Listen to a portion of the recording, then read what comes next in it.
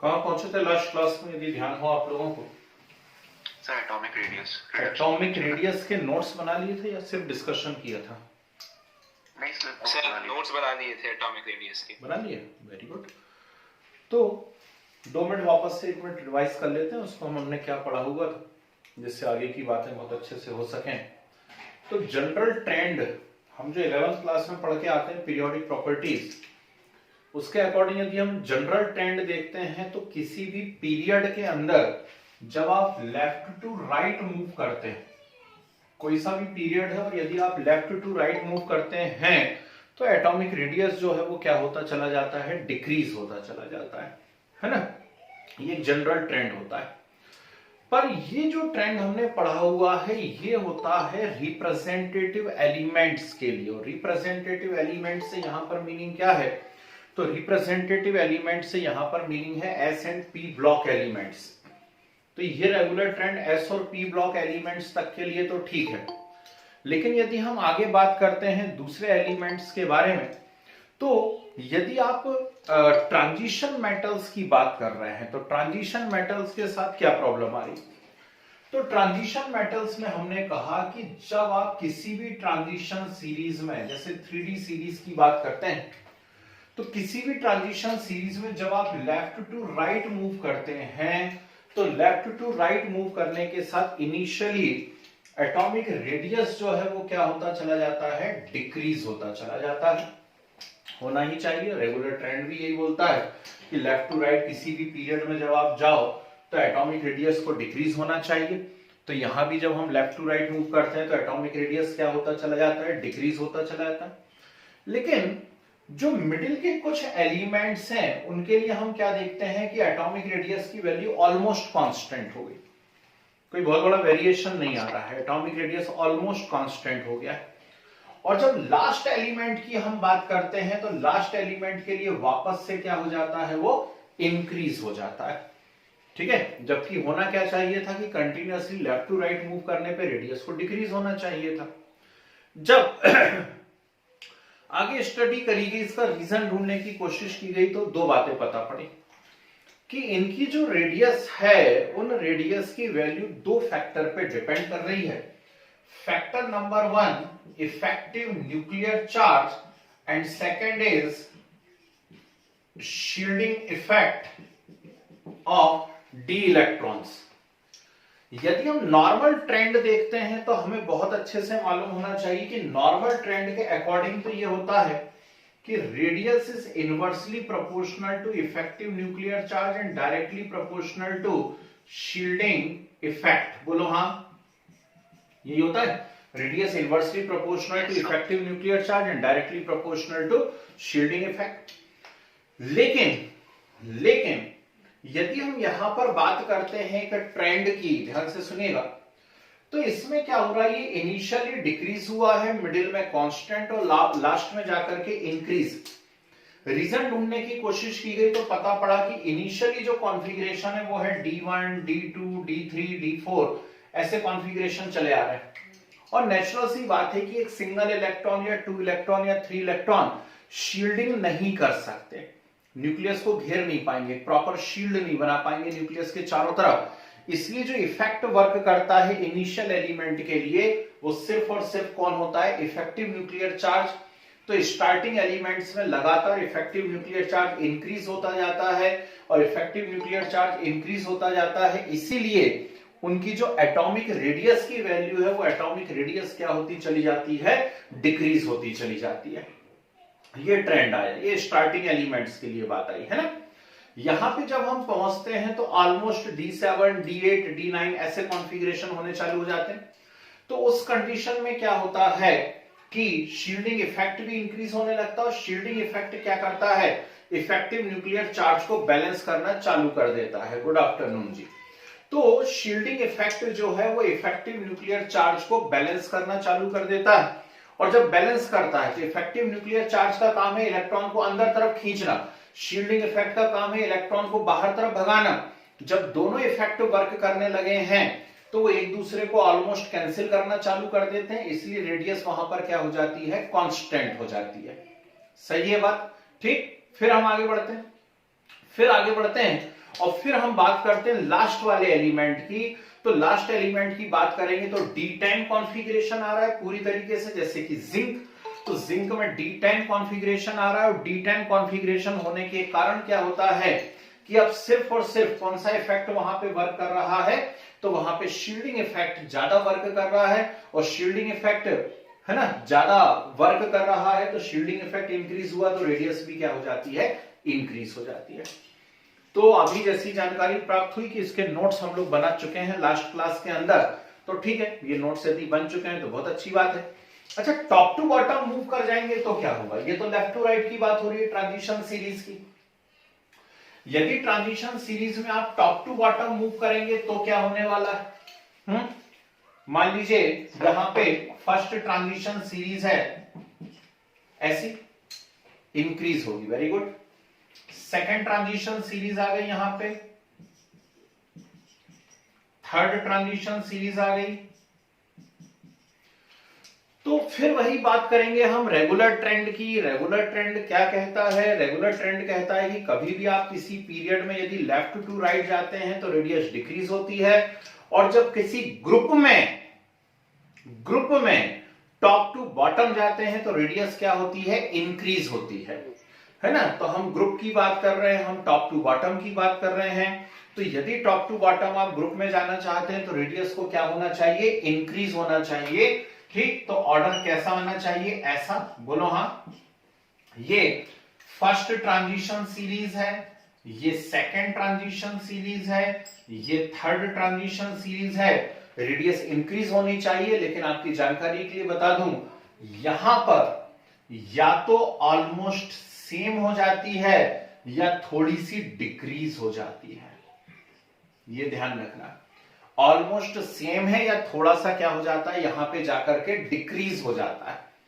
अब ये क्यों होता है, ये एक मोस्ट इंपॉर्टेंट क्वेश्चन है जिसका आपको पता ठीक 2 क्लासेस बाद पड़ेगा, क्योंकि आज की क्लास में हम इन प्रॉपर्टीज को खत्म करके पोटेशियम डाइक्रोमेट चालू करेंगे, ठीक है ना। फिर पोटेशियम डाइक्रोमेट के बाद पोटेशियम परमैंगनेट, और फिर चालू होगा आपका एफ ब्लॉक।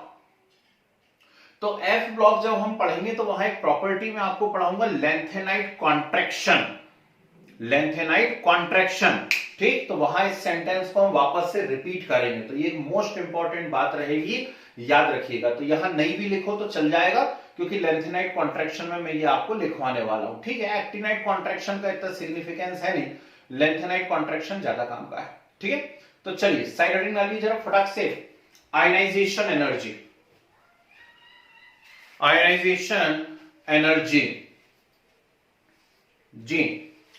अब जब भी आयनाइजेशन एनर्जी की बात करते हैं तो हमारे दिमाग में क्या चलने लगता है, जब भी आयनाइजेशन एनर्जी की बात करते हैं तो हमारे दिमाग में ये चलने लगता है कि यार लेफ्ट टू राइट यदि हम जाएंगे तो लेफ्ट टू राइट जाने से आयनाइजेशन एनर्जी जो है वो इंक्रीज होनी चाहिए।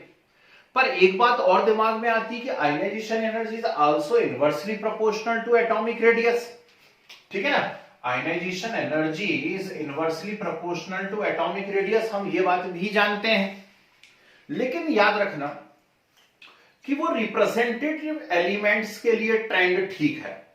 Ionization energy inversely proportional to atomic radius, वो जो ट्रेंड है वो रिप्रेजेंटेटिव एलिमेंट मतलब एस ब्लॉक और पी ब्लॉक तक के लिए ठीक है। डी ब्लॉक में ऐसा कुछ होता जाता नहीं है, ठीक। मतलब ये तो बात सही है कि आयनाइजेशन एनर्जी रेडियस के ही इनवर्सली प्रोपोर्शनल रहेगी, लेकिन ऊपर मैंने अभी रेडियस वाली बात हटाई नहीं है, वो अभी भी लिखी हुई है कि लेफ्ट टू राइट पहले डिक्रीज हुई है, फिर कांस्टेंट हुई है, लास्ट में जाकर के इंक्रीज हो गई। यदि हम इससे आयनाइजेशन एनर्जी को कंपेयर करने लगे तो हमारे दिमाग में क्या चलने लगेगा कि ionization energy left to right पहले इंक्रीज होगी, बीच में जाकर के कांस्टेंट हो जाएगी, और लास्ट में जाकर के क्या हो जाएगी, डिक्रीज। ऐसी सोचेंगे नहीं सोचेंगे हम लोग, लेकिन ऐसा कुछ नहीं होता है। जब भी आप लेफ्ट टू राइट मूव करते हैं आयनाइजेशन एनर्जी कंटिन्यूअसली इंक्रीज होती जाती है, और लास्ट एलिमेंट के लिए तो बहुत हाई हो जाती है। मतलब कॉपर के कंपेयर में जिंक की फर्स्ट आयनाइजेशन एनर्जी कैसी रहेगी, लार्ज रहेगी। अब क्यों रहेगी लार्ज, मुझे नहीं लगता एक्सप्लेन करने की जरूरत है, क्योंकि जिंक के अंदर जो कॉन्फ़िगरेशन आ रहा है वो क्या आ रहा है 3d10 4s2 completely filled configuration है, इसलिए आयनेशन एनर्जी क्या हो जाती है इंक्रीज। ठीक, तो ये इसको इतना चीखने की इसलिए जरूरत पड़ी कि कहीं आप उसे रेडियस से कंपेयर करके ना सोचने लगे कुछ दिन बाद। ध्यान रखना ये एक अलग ही प्रॉपर्टी है, रेडियस पे ये पूरी तरह डिपेंड नहीं कर रही है। ठीक है, तो लिखे आयनाइजेशन एनर्जी में लिखे the ionization energy of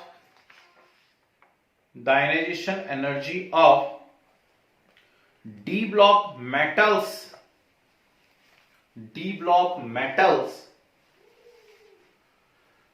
is in between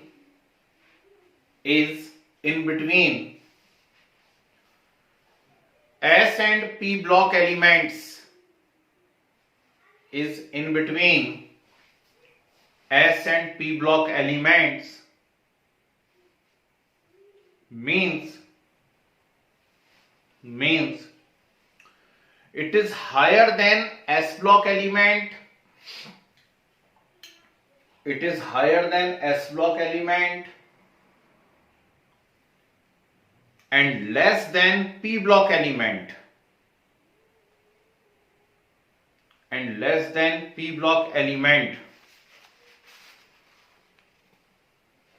ठीक है, एरो बना के लिखिए on moving left to right in transition series,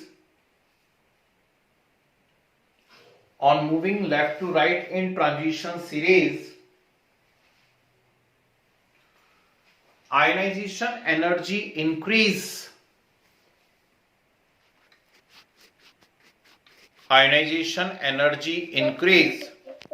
on moving left to right in a transition series. Ionization energy increase with increase in atomic number,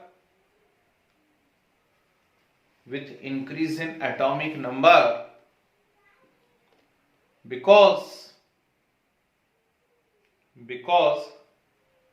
effective nuclear charge increase,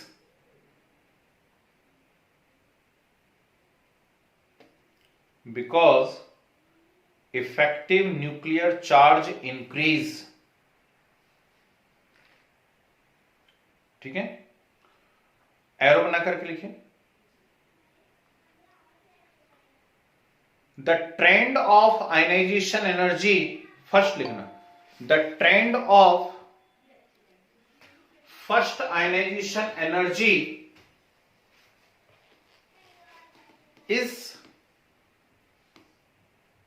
is irregular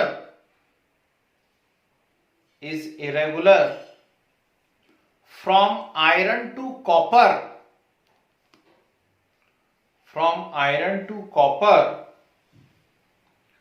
in first transition series,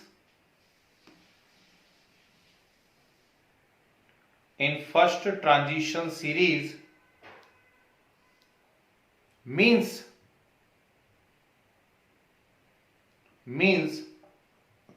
it decrease slightly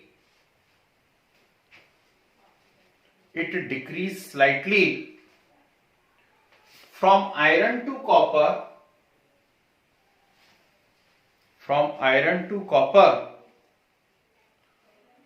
and finally becomes maximum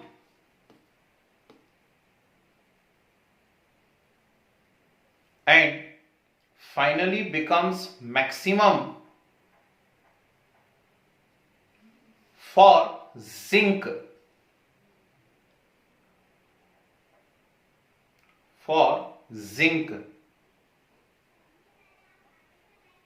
ठीक है, फिर arrow बना करके लिखो नीचे की line से the first ionization energy of zinc,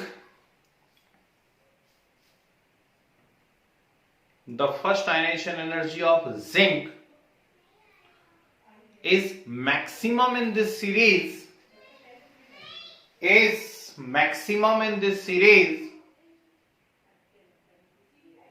because is maximum in this series because electron remove या release from, because electron release from stable fulfilled configuration, stable fulfilled configuration, ठीक है। वापस एरो का साइन बना करके लिखो नीचे की लाइन से।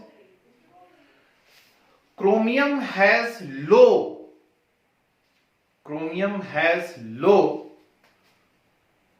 First ionization energy, chromium has low first ionization energy because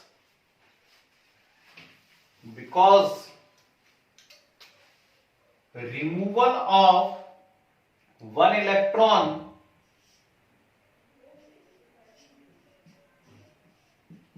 ऐसा लिखना ब्रैकेट में 3d5 4s1, removal of one electron, उसके बाजू में ब्रैकेट में लिखो 3d5 4s1 gives stable 3d5 configuration, stable 3d5 configuration,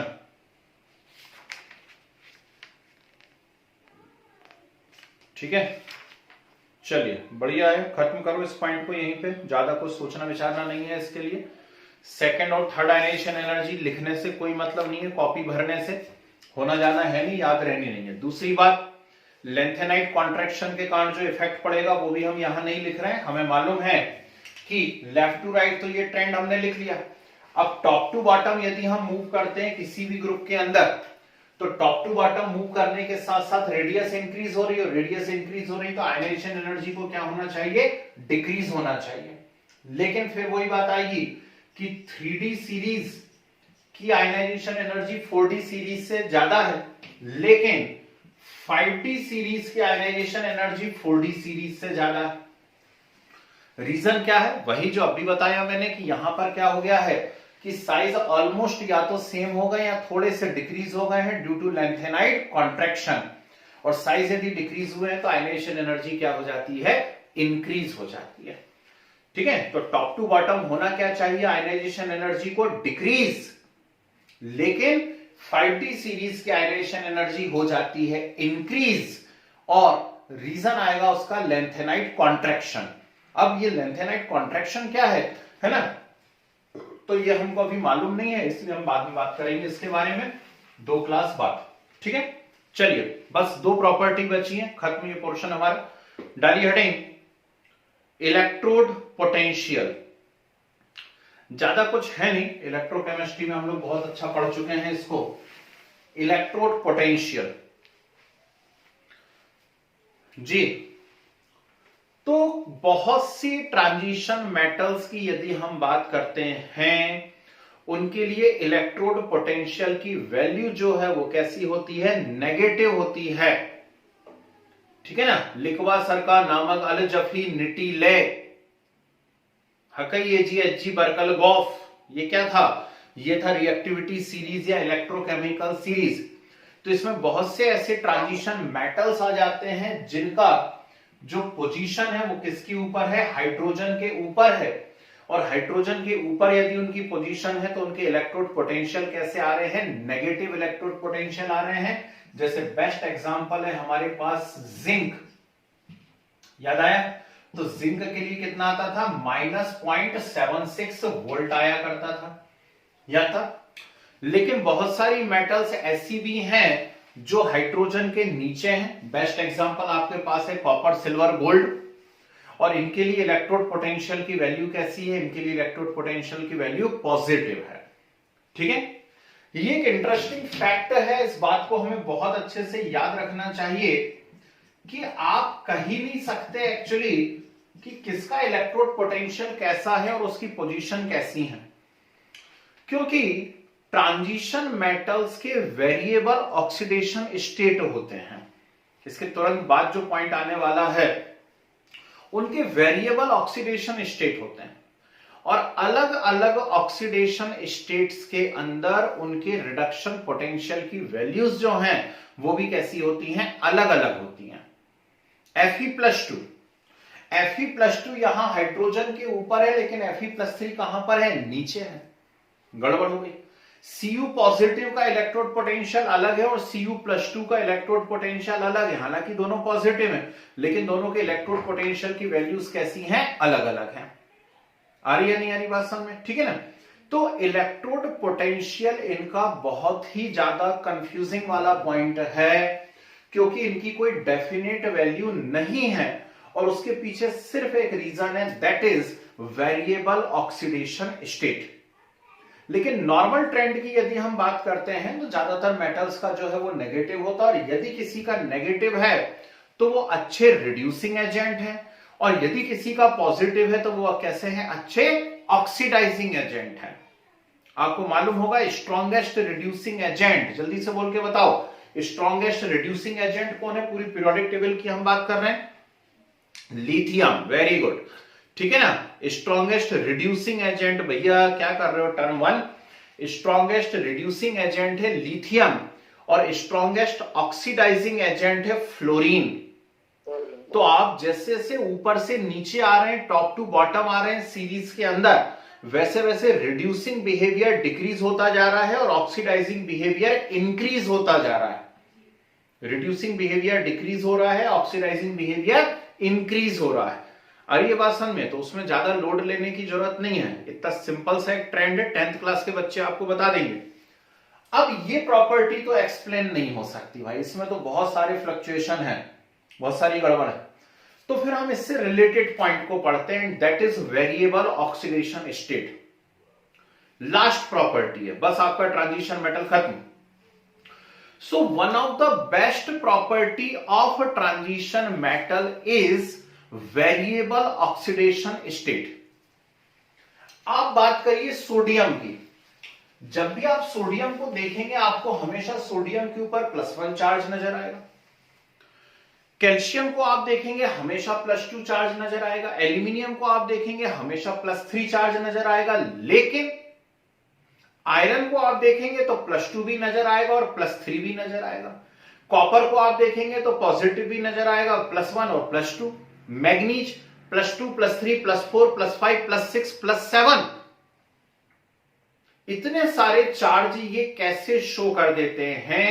तो जो हमारी पहले दिन बात हुई थी वही बात फिर से मैं पूछता हूं और आखिरी बार पूछता हूं, अब खत्म हो जाएगी क्योंकि यूनिट हमारी, कि जो ट्रांजिशन मेटल्स हैं या डी ब्लॉक है उनमें वैलेंसी इलेक्ट्रॉन कौन है? ठीक है, तो आपको आंसर मिलेगा कि उनमें वैलेंसी इलेक्ट्रॉन है S। वैलेंसी इलेक्ट्रॉन कौन है? S है। और जो जनरल इलेक्ट्रॉनिक कॉन्फ़िगरेशन हम लिख रहे हैं वो है N-1d 1-10 NS1-2। समझ रहे बात को? जनरल इलेक्ट्रॉनिक कॉन्फ़िगरेशन ये हो रहा है। अब जनरल इलेक्ट्रॉनिक कॉन्फ़िगरेशन यदि ये है और S में यदि 1 या 2 इलेक्ट्रॉन हैं और वैलेंसी इलेक्ट्रॉन S है, S में 1 या 2 इलेक्ट्रॉन है और वैलेंसी इलेक्ट्रॉन S है, तो एक बात तो कंफर्म हो गई कि इनका ऑक्सीडेशन स्टेट +1 और +2 तो होगा ही होगा। समझ गए? तो इनका ऑक्सीडेशन स्टेट +1 और +2 तो होना ही है। यदि S में 1 इलेक्ट्रॉन है तो +1 हो जाएगा, S में 2 इलेक्ट्रॉन है तो +2 हो जाएगा। लेकिन मजेदार बात क्या होती है कि ये जो S सबशेल है इसके ठीक बाद D सबशेल है, हम उसको पिनल्टीमेट कह रहे थे, पिनल्टीमेट है ना, सेकंड लास्ट। तो S और D की जो एनर्जी है उनमें बहुत कम डिफरेंस है। S और D की एनर्जी डिफरेंस बहुत कम है, बहुत छोटा है। उसके कारण क्या होता है कि जैसे ही आपने इलेक्ट्रॉन निकालने के लिए एनर्जी दी, उस एनर्जी से S सबशेल के तो इलेक्ट्रॉन निकलते ही निकलते हैं, साथ में D सबशेल के भी इलेक्ट्रॉन निकलना चालू हो जाते हैं। बस खेल खत्म। S के तो इलेक्ट्रॉन निकलते ही निकलते हैं, साथ में D सबशेल के भी इलेक्ट्रॉन निकलना चालू हो जाते हैं, और यदि D सबशेल के भी इलेक्ट्रॉन निकलना यहां पर चालू हो जाएंगे तो नेचुरल सी बात है कि जो ऑक्सीडेशन स्टेट हम सिर्फ +1 +2 सोच करके बैठे थे, अब उसमें D भी इन्वॉल्व होने लगेंगे, और D जब इन्वॉल्व होने लगेगा तो +3 +4 +5 +6 +7 +8 तक ऑक्सीडेशन स्टेट्स इनकी हो जाती हैं। आई या नहीं आई बात समझ में? ठीक। फर्स्ट ट्रांजिशन सीरीज की यदि आप बात करेंगे स्कैंडियम से लेकर के जिंक तक, स्कैंडियम केवल +3 ही शो करता है, ठीक, वही उसकी स्टेबल है ना, जबरन करोगे तो वो +2 भी कर देगा बेचारा, लेकिन उसमें क्या हो रहा है 3d1 4s2, स्कैंडियम में क्या हो रहा है सोचो, स्कैंडियम में हो रहा है 3d1 4s2, तो s में 2 इलेक्ट्रॉन है और d में 1 इलेक्ट्रॉन है, तो जैसी आपने एनर्जी दी s के 2 के साथ साथ ये d का 1 इलेक्ट्रॉन भी निकल जाता है, इसलिए जब भी आपको स्कैंडियम दिखेगा हमेशा उसके ऊपर +3 चार्ज दिखेगा। टाइटेनियम के ऊपर आपको +2 +4 चार्ज नजर आने लगेंगे, लेकिन जिंक की यदि आप बात करते तो जिंक के ऊपर +2 ही चार्ज नजर आता है लास्ट। क्यों नजर आता है? मुझे नहीं लगता आप 12th के बच्चों को यह बात बताने की जरूरत पड़नी चाहिए। 3d10 4s2 है, तो 4s के आप 2 इलेक्ट्रॉन यदि निकाल भी लेंगे तो अब आपसे d के 10 जो हैं वो फुलफिल्ड हैं, स्टेबल हैं, वो इलेक्ट्रॉन आपसे नहीं निकल सकते, इसलिए जिंक को जब भी हम लिखते हैं उसे हम +2 ऑक्सीडेशन स्टेट में ही लिखा करते हैं। आइए यहां तक बातें समझ में आई, सारी कहानियां समझ में आ गई आप लोगों को, कोई दिक्कत तो नहीं, ठीक है ना? अच्छा, इसमें सबसे ज्यादा है ना हाफ फील्ड वाला केस, जैसे मैग्नीज की बात करिए, मैग्नीज की बात करो, ठीक, हाफ फील्ड वाला केस इनने का हाफ फील्ड वाला भी बताएं, तो चलो मैग्नीज की बात कर लेते हैं। मैग्नीज का एटॉमिक नंबर है 25 और इलेक्ट्रॉनिक कॉन्फ़िगरेशन है 3d5 4s2, है या नहीं है? है 3d5 4s2, ठीक, तो यदि 3d5 4s2 है तो मुझे लगता है आगे की बात आप समझ गए होंगे, ठीक। KMnO4, आज मैं पोटेशियम डाइक्रोमेट पढ़ाने वाला हूं, अगली क्लास में मैं आपको KMnO4 पढ़ाने वाला हूं, तो KMnO4 में मैग्नीज का ऑक्सीडेशन स्टेट कितना है? तो KMnO4 में मैग्नीज का ऑक्सीडेशन स्टेट है +7, MnO में है +2, ठीक है ना, और KMnO4 में +7, तो देखो ना कितनी सारी ऑक्सीडेशन स्टेट बताता है। क्यों बताता है? उम्मीद है आपको बात समझ में आ गई होगी, ठीक है। अब एक बहुत इंपॉर्टेंट क्वेश्चन करवाता हूं, बहुत मजा आएगा। हमसे पूछेंगे ज्यादा स्टेबल कौन है। मान लीजिए मुझे एक जगह दे दिया है Cu पॉजिटिव, एक क्वेश्चन दिया हुआ था कहीं पे, मेरी नजर पड़ी थी, ठीक है ना, तो एक मुझे दे दिया है मान लीजिए Cu पॉजिटिव और मुझे दे दिया है Cu+2, और मुझसे पूछा गया इन दोनों में से ज्यादा स्टेबल कौन है। जिन्हें आती है केमिस्ट्री वो तो सट से आंसर बता देंगे, लेकिन फिर भी मैं करके बता रहा हूं, बोर्ड पे देखिए जरा ध्यान से। Cu एटॉमिक नंबर 29 है, और जब मैं इसके इलेक्ट्रॉनिक कॉन्फ़िगरेशन की बात करता हूं तो इलेक्ट्रॉनिक कॉन्फ़िगरेशन आ रहा है 3d10 4s1, देखिएगा ध्यान से। तो कॉपर का इलेक्ट्रॉनिक कॉन्फ़िगरेशन 3d10 4s1, सभी लोग सहमत है मेरी बात से? अब इसमें हमने Cu पॉजिटिव का इलेक्ट्रॉनिक कॉन्फ़िगरेशन बनाया, तो Cu पॉजिटिव का जब बनाया तो ये आ गया 3d10 and 4s0, और Cu+2 का यदि मैं बनाता हूं तो ये आ रहा है 3d9 and 4s0। जल्दी से बताइए which one is more stable, कौन ज्यादा स्टेबल होगा? Cu+।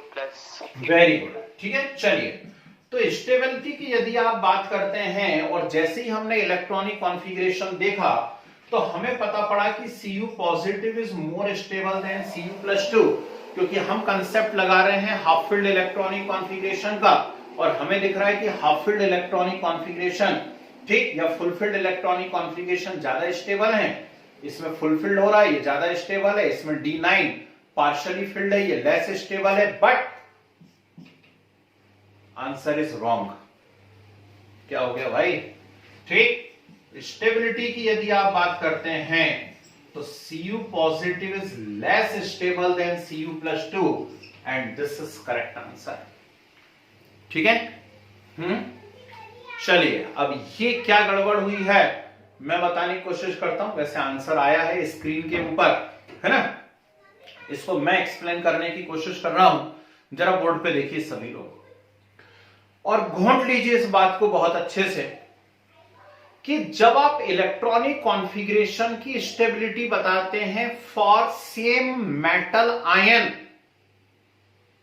सेम मेटल है, उसके डिफरेंट आयंस बन रहे हैं और उनके लिए हमें क्या बताना है, उनके इलेक्ट्रॉनिक कॉन्फ़िगरेशन की स्टेबिलिटी बताना है, ठीक, या फिर उनके आयन की स्टेबिलिटी बताना है। तो आप कभी भी आयंस की स्टेबिलिटी इलेक्ट्रॉनिक कॉन्फ़िगरेशन से नहीं देखेंगे। फिर से सुन लीजिए, सेम मेटल यदि है, सेम मेटल के यदि डिफरेंट आयंस हैं तो उन आयंस की स्टेबिलिटी कभी भी इलेक्ट्रॉनिक कॉन्फ़िगरेशन से नहीं देखी जाएगी, बल्कि स्टेबिलिटी किससे देखी जाएगी, वो स्टेबिलिटी देखी जाएगी with the help of reduction potential. कैसे देखी जाएगी? रिडक्शन पोटेंशियल से देखी जाएगी। कैसी रिडक्शन पोटेंशियल से देखी जाएगी, जरा बोर्ड पे रहिएगा, यहां पे बताता हूं। मेरे पास कॉपर के दो फॉर्म नजर आ रहे हैं, Cu पॉजिटिव एंड Cu+2, और मैंने जब स्टडी की तो मुझे पता पड़ा E0 Cu+2 Cu is equal to 0.34 volt and E0 Cu positive Cu is equal to 0.52 volt. बहुत अच्छे से आप लोगों के कंसेप्ट क्लियर हैं। अभी मैंने आपसे रिड्यूसिंग एजेंट पूछा था, फटाफट आप लोगों ने आंसर दिए थे, मैं समझ गया कितना याद है आप लोगों को, है ना। तो फिर से देखिए वही कंसेप्ट आ गया, इलेक्ट्रोकेमिकल सीरीज।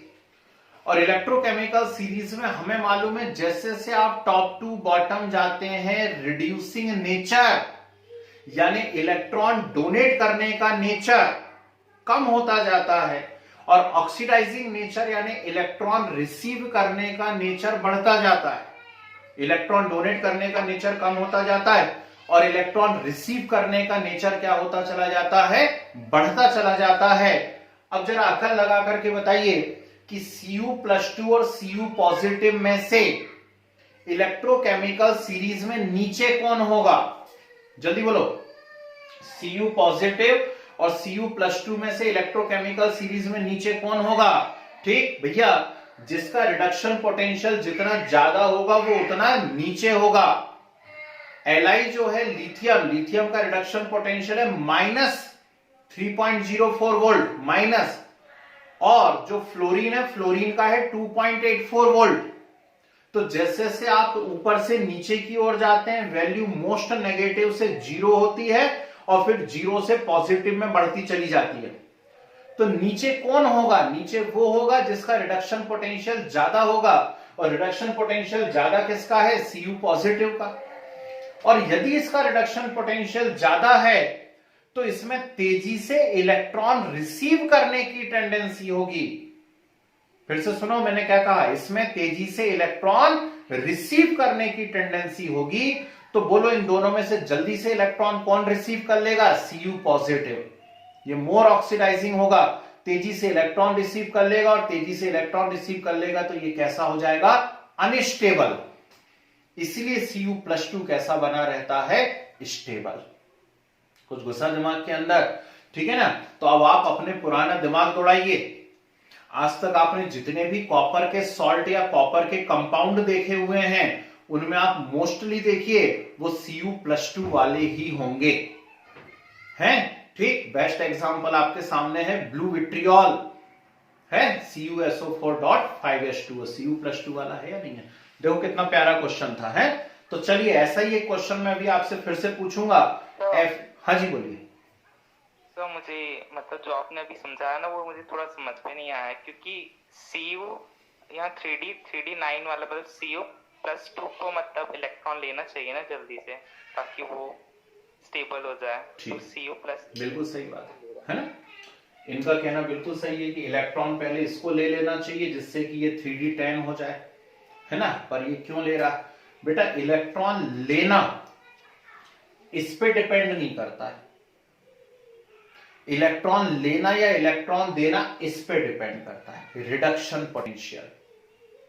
समझ गए बात को? ठीक। yes, रिडक्शन पोटेंशियल की वैल्यू यदि लार्ज है पॉजिटिव में तो वो ऑक्सीडाइजिंग होते हैं। ऑक्सीडाइजिंग कौन होते हैं? जो इलेक्ट्रॉन रिसीव करते हैं वो ऑक्सीडाइजिंग होते हैं। ठीक है ना? तो बताओ ज्यादा किसकी है रिडक्शन पोटेंशियल की वैल्यू? Cu पॉजिटिव की। तो Cu positive is more oxidizing than Cu+2। ठीक, यानी Cu+2 तेजी से इलेक्ट्रॉन लेगा, Cu पॉजिटिव तेजी से इलेक्ट्रॉन लेगा कंपेयर टू Cu+2। जब तेजी से लेगा तो अनस्टेबल हो जाएगा। अब आई बात समझ में? yes sir, ठीक है। तो ऐसी कभी कभी पूछ लेते हैं Fe+2 Fe+3, Fe+2 Fe+3 में से कौन ज्यादा स्टेबल होगा? ठीक है ना?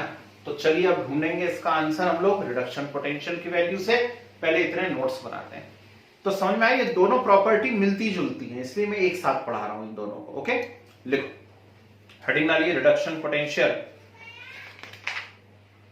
लिखिए, बहुत शोर शराबा है आज, क्या करें। लिखिए, most of the transition metals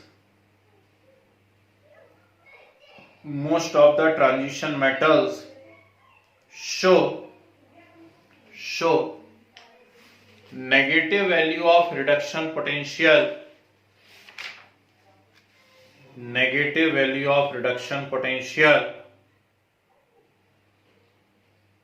but some also show positive value।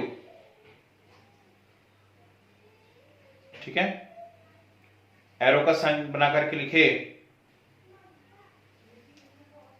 on moving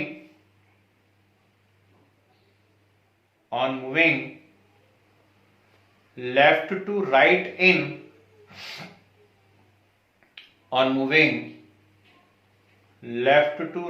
in first transition series,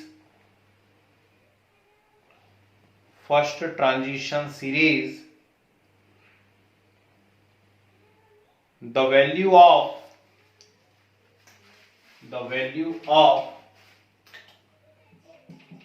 E0 m+2m, the value of E0 m+2m becomes less and less negative,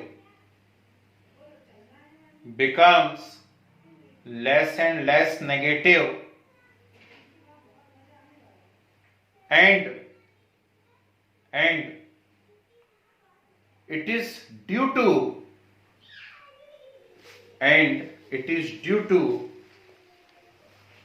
inverted comma में लिख लेना हो सके तो, and it is due to general increase in the sum of first and second ionization enthalpy,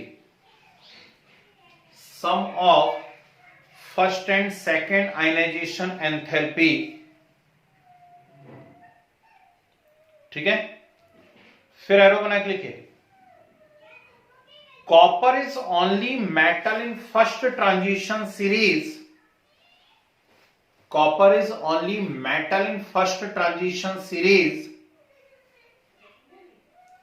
which show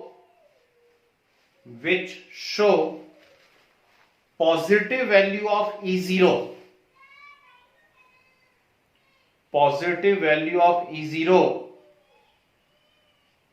that's why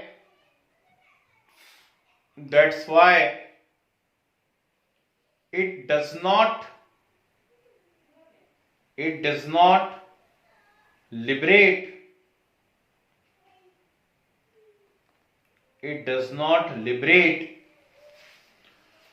hydrogen from acid.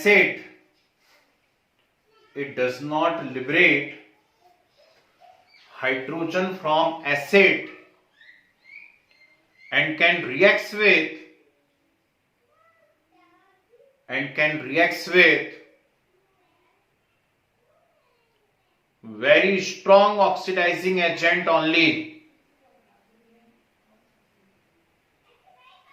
and can react with very strong oxidizing agent only.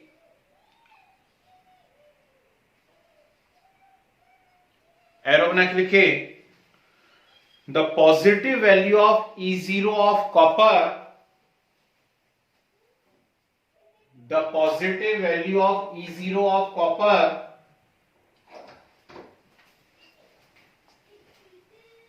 is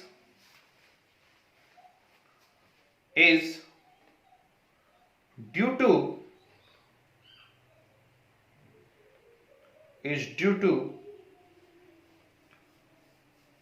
sum of enthalpy of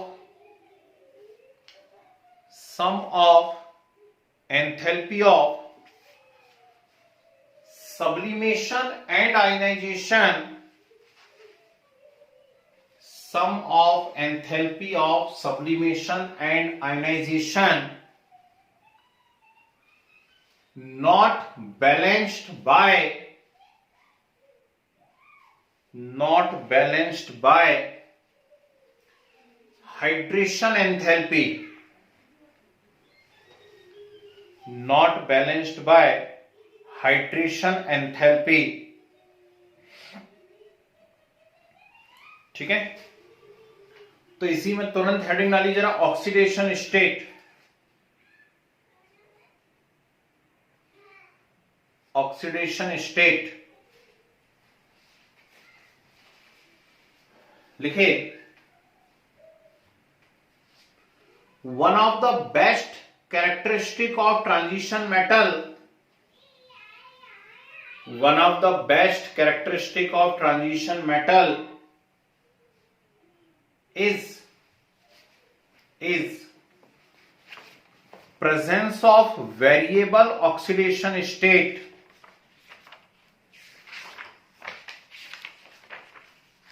is presence of variable oxidation state.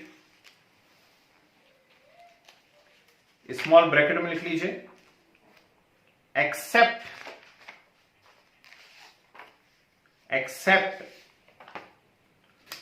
First and last member of series,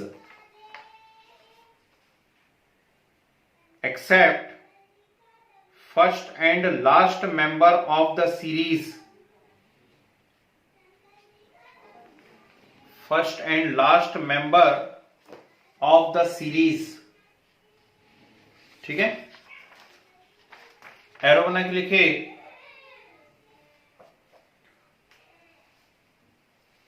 the variable oxidation state of transition metal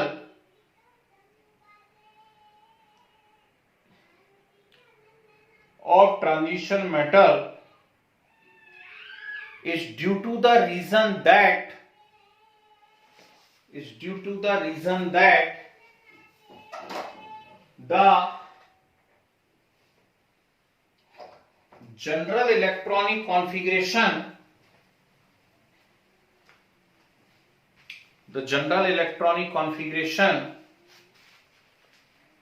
of transition metal is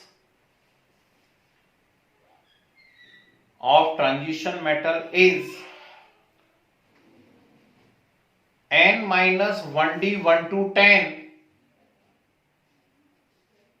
n minus 1d 1 to 10 and ns 1 to 2 and ns 1 to 2. As a result, d electrons also act as valency electron. D electrons also act as valency electron. General electronic configuration is n minus 1d 1 to 10, ns 1 to 2 That's why d electrons also act as valency electron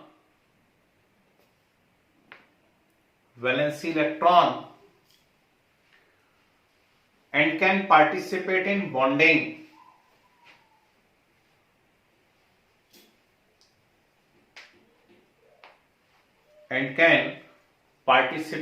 bonding. फिर arrow बना के लिखिए, the most common oxidation state in first transition series, the most common oxidation state in first transition series is +2.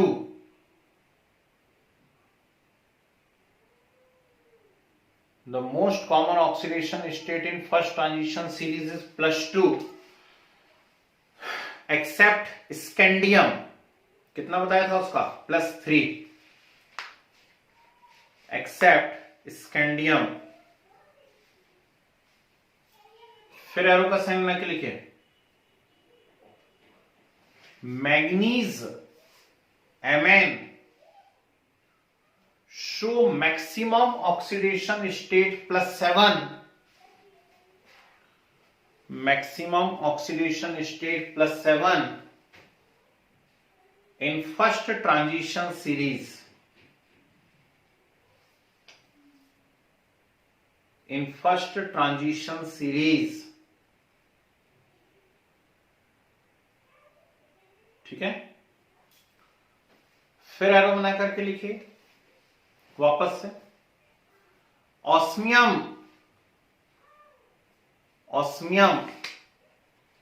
Show maximum oxidation state +8,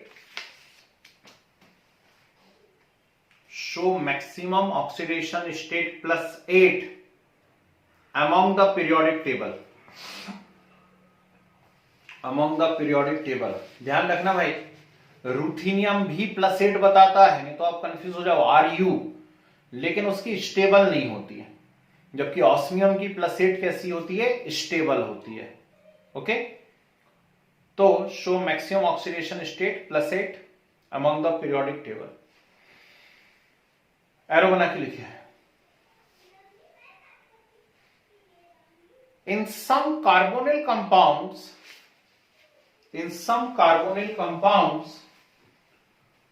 transition metals show zero oxidation state,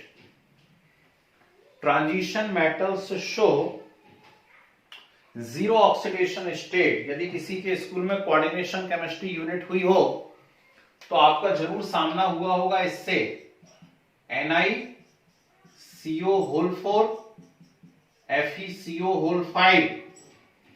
ठीक है, ऐसे compounds, इनको carbonyl compound कहते हैं। और इनमें मजेदार बात क्या होती है कि यहाँ पे जो मेटल दिख रही है ना, जैसे ऊपर निकेल दिख रहा है, नीचे आयरन दिख रहा है, इनके ऑक्सीडेशन स्टेट 0 है। निकेल का 0 है, आयरन का 0 है, नोट कर लीजिए।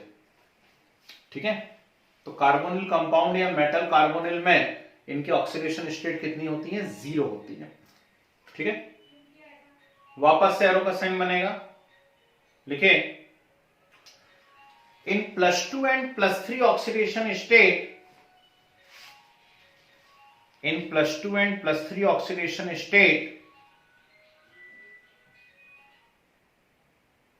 these metals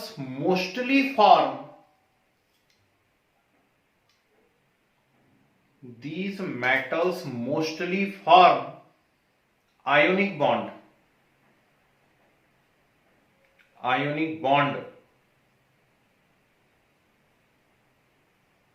but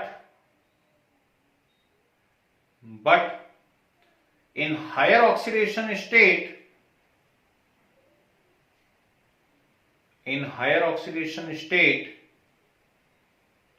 bonds are covalent,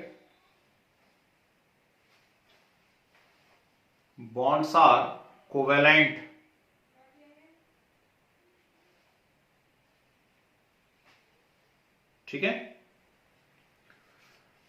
फिर वापस से एरो का साइन बना करके लिखिए, वापस से एरो का साइन बना के लिखिए, if any metal exist,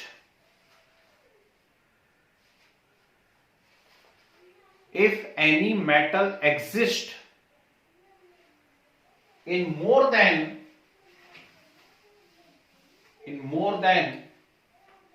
one, if any metal exists in more than one oxidation state,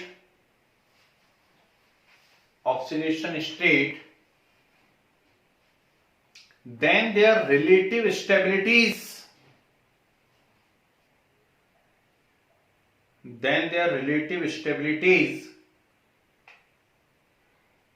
measured by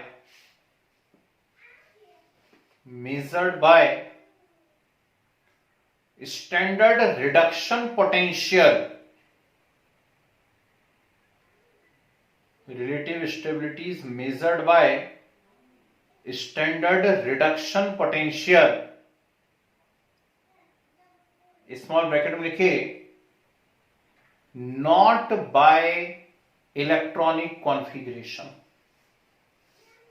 not by electronic configuration, ठीक है जी। एग्जाम्पल में इस पूरे को नोट कीजिए जरा, ऊपर से नीचे तक एक अच्छा एक्सप्लेनेशन बनेगा, पूरा ऊपर से नीचे तक नोट कर लीजिए।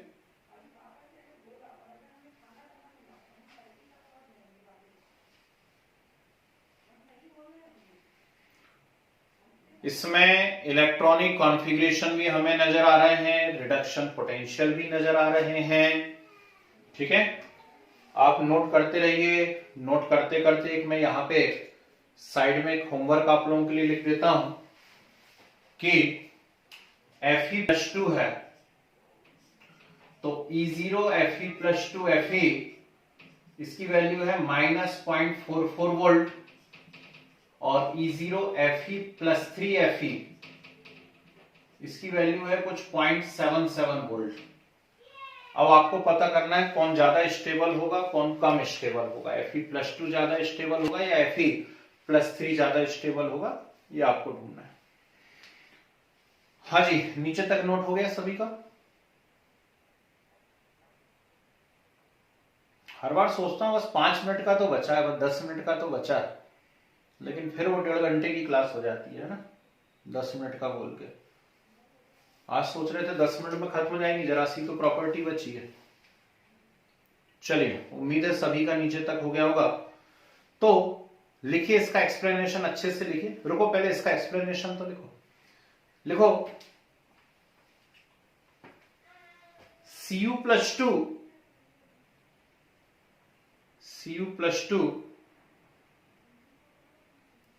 is more stable than Cu positive,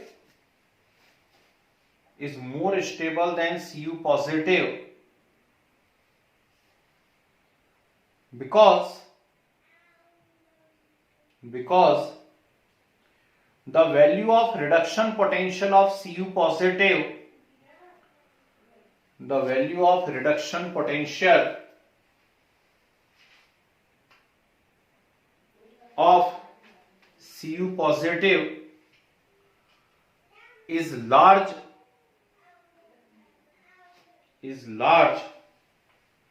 that's why it is strong oxidizing in nature, strong oxidizing नहीं बोलना चाहिए, हाँ ठीक है ना, that's why Cu positive is strong oxidizing in nature and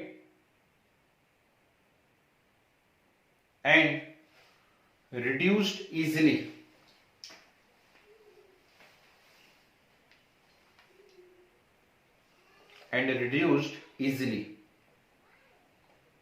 ठीक है।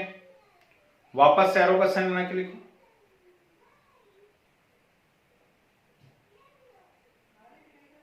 वापस से एरो का साइन बना के लिखो। Cu positive is unstable in water. Cu positive is unstable in water, while Cu+2 is stable. Cu+2 is stable. फिर वापस Cu positive is unstable in water, while Cu+2 is stable. फिर arrow Fe+2 is unstable. Fe+2 is unstable in aerated water. AERATED, ऐसा water जिसके अंदर क्या हो, पानी हो. मॉइस्चर. ऐसा वाटर जिसके अंदर पानी नहीं हो, जिसके अंदर एयर हो. एयरेटेड वाटर जिसके अंदर एयर हो, मॉइस्चर भी नहीं हो, एयर हो. Aerated water. Fe+2 भूल जाते कभी कभी पढ़ाते पढ़ाते कौन सी दुनिया में चले जाते हैं. हाँ, is unstable in aerated water. ठीक है ना. फिर एक स्पेशल पॉइंट लिखिए, इंपॉर्टेंट लगा करके लिखिए, मैनी Cu पॉजिटिव कंपाउंड्स. बहुत शोर है आज तो, पूरी मस्ती चल रही है फुल. हाँ, many Cu positive compounds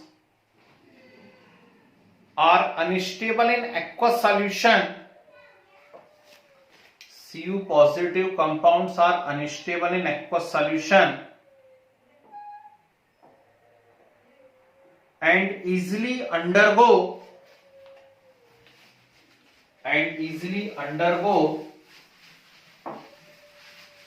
disproportionation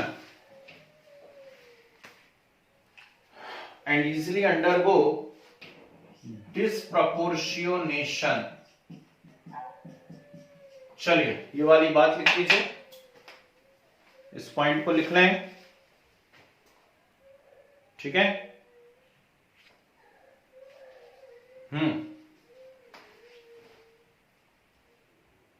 फिर एक और स्पेशल पॉइंट लिखिए, transition metals generally show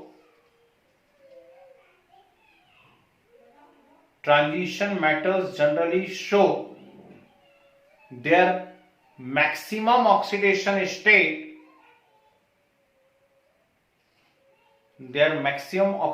state with oxygen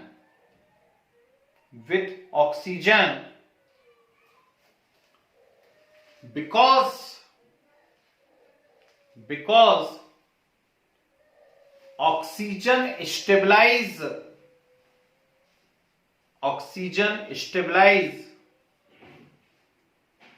highest oxidation state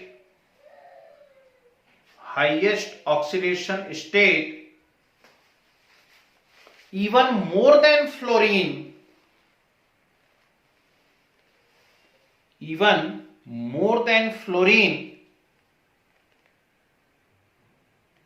it is due to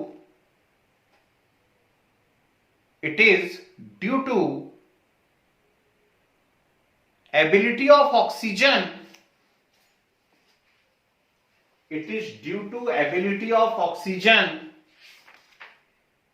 to form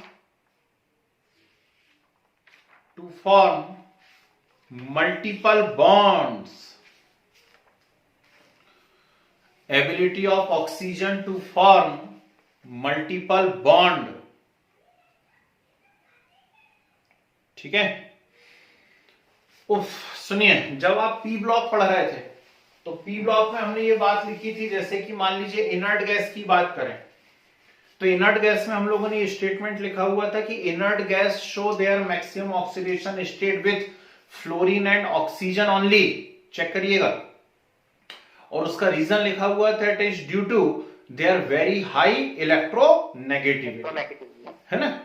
तो ऐसी अब आपको कोई कंपाउंड दे देंगे ऑक्सीजन के साथ और फ्लोरीन के साथ, और आपसे पूछेंगे इन कंपाउंड में से ज्यादा स्टेबल कौन है. तो ध्यान रखना, यदि हाईएस्ट ऑक्सीडेशन स्टेट है फ्लोरीन की इलेक्ट्रोनेगेटिविटी ऑक्सीजन से ज्यादा है, होना चाहिए फ्लोरीन के कंपाउंड को ज्यादा स्टेबल, लेकिन ट्रांजिशन मेटल के केस में हाईएस्ट ऑक्सीडेशन स्टेट ये ऑक्सीजन के साथ बताते हैं, न कि फ्लोरीन के साथ। और उसका सिर्फ रीजन क्या होता है कि जो ऑक्सीजन है उनके साथ क्या बना लेता है, मल्टीपल बॉन्ड बना लेता है, डबल बॉन्ड बना लेता है। ठीक, इसके कारण बॉन्ड स्ट्रेंथ क्या हो जाती है, बढ़ जाती है, और इसीलिए स्टेबिलिटी भी बढ़ जाती है। समझ गए बात को? ठीक, तो भैया ये अब जाकर के फिनिश हुआ अपना पूरा कार्यक्रम, ट्रांजिशन मेटल्स, उसकी ढेर सारी प्रॉपर्टीज। बहुत लंबा पोर्शन खिंच गया, लेकिन क्या करें, एक्सप्लेनेशन थोड़ा ज्यादा था। ठीक है ना, अभी नहीं एफ ब्लॉक, अभी दो चीजें आपकी बीच में आ रही हैं, ज्यादा टाइम खराब नहीं करेंगे, शुरू हम कर देंगे तुरंत। हाँ जी, फाइनली डन, थैंक गॉड। क्यों हो गया आखिरकार। लेकिन आपको एक सलाह दे दूं बहुत अच्छी वाली,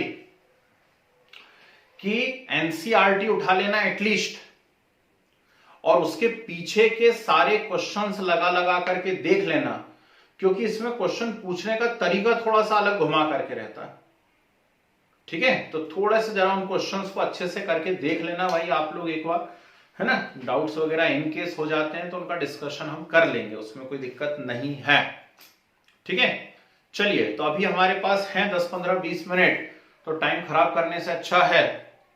very good, 1 and 2 question only. क्यों, कितने करें, 1 and 2 क्वेश्चंस करें केवल। चलिए, तो समय है हमारे पास, जरा सेंट्रल हेडिंग डाल दीजिए, पोटेशियम डाइक्रोमेट। नाम लिख लेना, नहीं तो बाद में पहचानते ही नहीं बने यार, जाने क्या चीज थी। हाँ बेटा, अब भी कर रहा हूं बस, है ना। 6:30 फ्री हो जाऊंगा मैं क्लास से, मुझे अब याद आ गया, आज आते से किसी ने बोल दिया था अलॉय की लिस्ट भेजने का, है ना। अभी क्या दोनों मोबाइल एंगेज है ना, तो बस एक फ्री होता है तो ऐसा स्क्रीनशॉट लेकर के भेजता हूं आपको सेक्टर से। सेंट्रल हेडिंग डाल दीजिए, पोटेशियम डाइक्रोमेट K2Cr2O7। चलो ओके, सुनिए ध्यान से, ये दो चीजें हैं, एक है K2Cr2O7 और एक है KMnO4। ऐसा लोग कहते हैं कि ये तो डिलीटेड सिलेबस में है, हमें क्या करना पड़ करके, हम तो छोड़ देंगे। छोड़ देना भाई, है ना। सीबीएसई ने पेपर भी रिलीज कर दिया टर्म 2 का, बहुत दुखद न्यूज है। इसका मतलब है कि टर्म 2 तो होके रहेगा, है कि नहीं। ठीक, कल आ गए, सारी वेबसाइट पे आपको मिल जाएंगे। तो टर्म 2 का सैंपल पेपर भी उन्होंने भेज दिया आपके पास, कि देखो और देख देख के खुश हो कि हम तो लेंगे टर्म 2, है ना। तो एडवांस तो अभी बेटा बहुत दूर की बात है, पहले मेंस की बात करते हैं हम लोग, है ना, क्योंकि एडवांस के लिए इसमें पहले मेंस में सेलेक्ट होना जरूरी है। और निश्चित है दोनों चीजें आएंगी दोनों चीजें आएंगी। मैंने भी वही बात बोली, पर मैंने इनडायरेक्टली बोली, आपने डायरेक्ट मजे ले लिए। क्यों, तो K2Cr2O7 भी आने वाला है, और साथ में KMnO4 भी। दोनों ही मोस्ट इंपॉर्टेंट है, मैं अलग अलग नहीं छांट सकता क्या इसमें ज्यादा इंपॉर्टेंट है, कौन सा कम इंपॉर्टेंट है। तो हम सबसे पहले पोटेशियम डाइक्रोमेट की प्रिपरेशन डिस्कस करते हैं, कि पोटेशियम डाइक्रोमेट आखिर बनाया कैसे जाता है। इसके बाद हम देखेंगे इसकी ढेर सारी ऑक्सीडेशन रिएक्शंस। एसिडिक मीडियम में एक बहुत ही स्ट्रॉन्ग ऑक्सीडाइजिंग एजेंट जैसा वर्क करता है। फिर इसके कुछ यूजेस और इसके स्ट्रक्चर देखेंगे, बोर्ड पे रहिए। पोटेशियम डाइक्रोमेट बनाने के लिए हमें जरूरत पड़ती है क्रोमाइट ओर की। सुने फिर से, क्या कहा मैंने, पोटेशियम डाइक्रोमेट बनाने के लिए हमें जरूरत पड़ती है क्रोमाइट ओर की। अभी क्रोमाइट ओर क्या होता है, तो क्रोमाइट ओर होता है FeO.Cr2O3। किसी किसी बुक के अंदर ये आपको FeCr2O4 लिखा हुआ भी मिल सकता है। ऐसा लिखा हुआ भी मिल सकता है, वो एक्चुअली FeO.Cr2O3। तो इस क्रोमाइट ओर से हमको पोटेशियम डाइक्रोमेट बनाना है। क्या करते हैं इसके लिए? कुछ नहीं, बहुत ही सिंपल सी मेथड है, 2 मिनट के अंदर याद हो जाएगी। ध्यान से सुनिएगा। आपने लिया क्रोमाइट ओर और इस क्रोमाइट ओर की रोस्टिंग करा दी सोडियम कार्बोनेट के साथ। सुना मैंने क्या कहा? मैंने कहा आपने लिया क्रोमाइट ओर और क्रोमाइट ओर की रोस्टिंग करा दी सोडियम कार्बोनेट के साथ। What is roasting? Roasting means heated in excess of air. ठीक, तो एक्सेस ऑफ एयर में आपने क्या करा? इसको गर्म करा है सोडियम कार्बोनेट के साथ। और जब सोडियम कार्बोनेट के साथ आप एक्सेस ऑफ एयर में हीट करते हैं तो ये बन जाता है सोडियम क्रोमेट, Na2CrO4। Na2CrO4 का नाम है सोडियम क्रोमेट, प्लस साथ में Fe2O3 और CO2 रिलीज हो जाती है। ठीक है, इसको पानी में घोल घोल के कंसंट्रेट करते जाते हैं और सोडियम क्रोमेट को अलग निकाल लेते हैं, Na2CrO4 को। ठीक, कुछ येलो से कलर का होता है, सॉल्यूशन को हम अलग निकाल लेते हैं, सोडियम क्रोमेट Na2CrO4 निकाला। इस Na2CrO4 को अलग निकाल करके हम इसको सल्फ्यूरिक एसिड के साथ रिएक्ट करवाते हैं। और जब कंसंट्रेटेड H2SO4 के साथ आप सोडियम क्रोमेट को हीट करते हैं कंसंट्रेटेड H2SO4 के साथ, तो ये सोडियम क्रोमेट चेंज हो जाता है Na2Cr2O7 में। काय में चेंज हो जाता है? Na2Cr2O7। कोई नाम बता दो जल्दी से जरा, Na2Cr2O7 का नाम क्या है? जल्दी बताएं। Very good, sodium dichromate. यदि K2Cr2O7 पोटेशियम डाइक्रोमेट है तो Na2Cr2O7 क्या होगा? Sodium dichromate. तो देखो कितनी आसानी से हम लोग पहुंच गए अपने आंसर तक। हमने लिया क्रोमाइट ओर, क्रोमाइट ओर का क्या कराया हम लोगों ने? रोस्टिंग कराया सोडियम कार्बोनेट के साथ, तो सोडियम क्रोमेट बन गया। सोडियम क्रोमेट की सल्फ्यूरिक एसिड से रिएक्शन करवाई तो सोडियम डाई क्रोमेट बन गया, बना। और अब इस सोडियम डाई क्रोमेट की रिएक्शन करवा देंगे KCl के साथ। तो सोडियम डाइक्रोमेट की रिएक्शन जब KCl के साथ करवा देंगे तो यहां पर बन जाएगा K2Cr2O7 और K2Cr2O7 का नाम है पोटेशियम डाइक्रोमेट। समझ गए बात को? तो क्या मिल गया हमको? K2Cr2O7 that is potassium dichromate.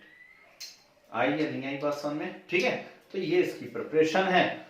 Property की वही ट्रिक रहेगी अपनी ब्लैंक वाली, जैसे हम लोगों ने ओजोन की प्रॉपर्टीज पढ़ी, HNO3 की प्रॉपर्टीज पढ़ी ना, ब्लैंक बना बना के वैसी पढ़ेंगे। ठीक है, तो चलो लैंग्वेज कुछ लिखवा देते हैं। सेंट्रल हेडिंग डाल दीजिए जरा, potassium dichromate. Potassium dichromate preparation लिखे।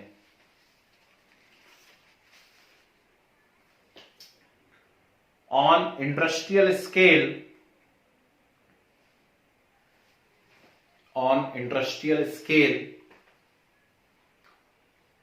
it is prepared from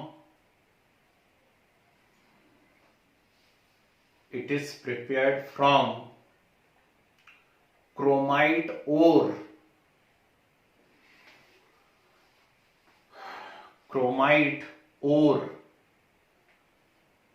also called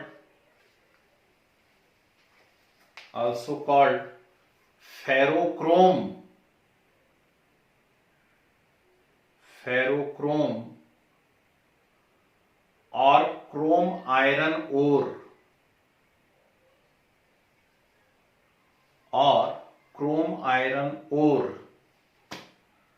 FeO.Cr2O3। ठीक है, ए पॉइंट लिखिए। ए, पाउडर्ड और roasted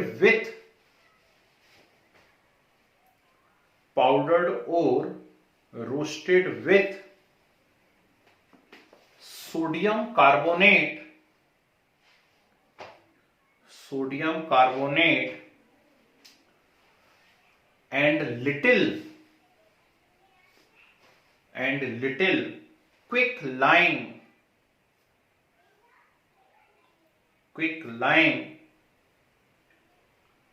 as a result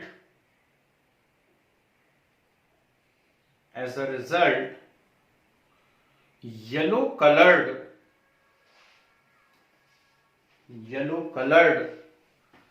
sodium chromate is formed. Yellow colored sodium chromate is formed. ठीक है, 2 लाइन छोड़िए, बी पॉइंट लिखिए. Now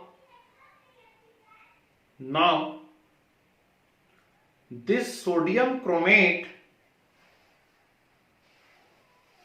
extracted with water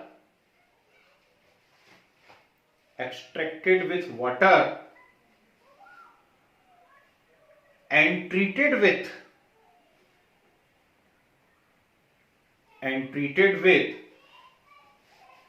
concentrated sulfuric acid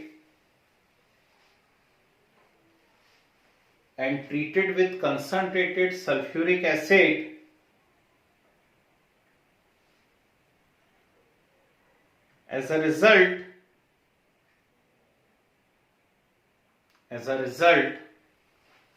sodium dichromate is formed.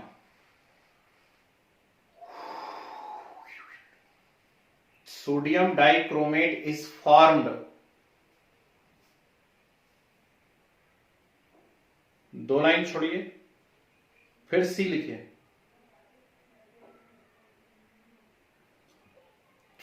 Now sodium dichromate treated with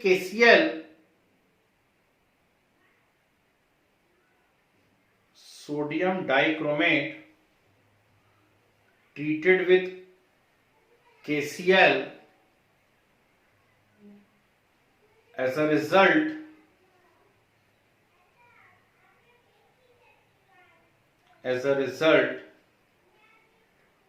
potassium dichromate is formed.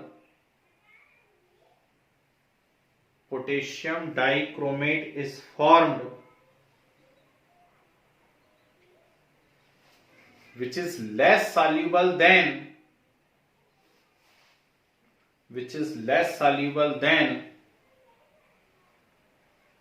sodium dichromate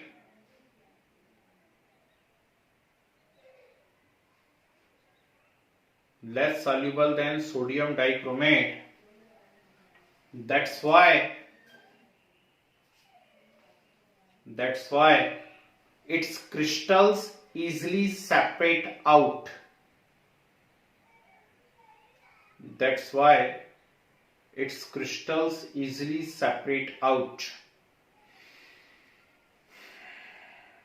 ठीक है, बढ़िया.